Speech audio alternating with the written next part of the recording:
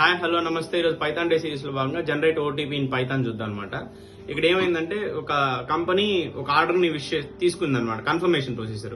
దానికి ఓటీపీ పంపించాలన్నమాట. వీడు దీనికి సింపుల్ గా యూజ్ చేసిన అల్గారిథం ఏంటంటే ఆ ఏదైతే ఆర్డర్ ఐడి ఉందో దాని మల్టిప్లికేషన్ ఓటీపీగా పంపించమని సింపుల్ గా ఒక అల్గారిథం రాసుకున్నాడు అనమాట.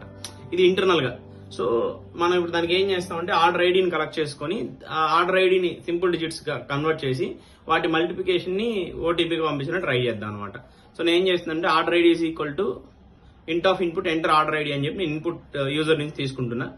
ఓటీపీ ఏం చేయాలి, మనం జనరేట్ చేయాలి కాబట్టి జనరేట్ ఓటీపీ అని ఒక ఫంక్షన్ రాసుకొని దానికి ఫంక్షన్ కాల్ చేసుకుని ఈ ఆర్డర్ ఐడిని దానికి ఇన్పుట్ గా పాస్ చేస్తున్నా. ఫైనల్ గా మనం ఏం చేయాలి, జనరేటెడ్ ఓటీపీ అని చెప్పి మన అవుట్పుట్ ఏదైతే ఉందో దాన్ని డిస్ప్లే చేయడానికి ట్రై చేయాలన్నమాట. సో నేను ఓటీపీ డిస్ప్లే చేస్తున్నా. ఇప్పుడు నేను ఆ ఫంక్షన్ డిఫైన్ చేయడానికి ట్రై చేస్తున్నా పైన. సో డిఫైన్ జనరేట్ ఓటీపీ అని పెట్టుకున్నాను. సో ఆర్డర్ ఐడి అని ఇచ్చాను. సో దీనికి ఫంక్షన్ కాల్ తీసుకొని ఇక్కడ ఏం చేస్తుందంటే ప్రాడ్ ఈజ్ ఈక్వల్ టు 1 అంటే ప్రొడక్ట్ ఇంటూ 1 చేయడానికి నేను టెంపరీ వేరియబుల్ 1 తీసుకున్నా. సో ఆ డిజిట్స్ ఏదైతే ఉందో ఇది కలెక్ట్ చేసిన దాంట్లో ఆ ఎస్టీఆర్ ఆర్డర్ ఐడిలో ఒక్కొక్కటి తీసుకొని దాన్ని మల్టిపుల్ చేస్తుంది అనమాట. Proud is equal to proud into ఇంట్ ఆఫ్ డిజిట్. ఆ 123 అనుకోండి, 3ని సపరేట్ చేసి మల్టిప్లై, 2ని సపరేట్ చేసి 1 సపరేట్, అలా అనమాట.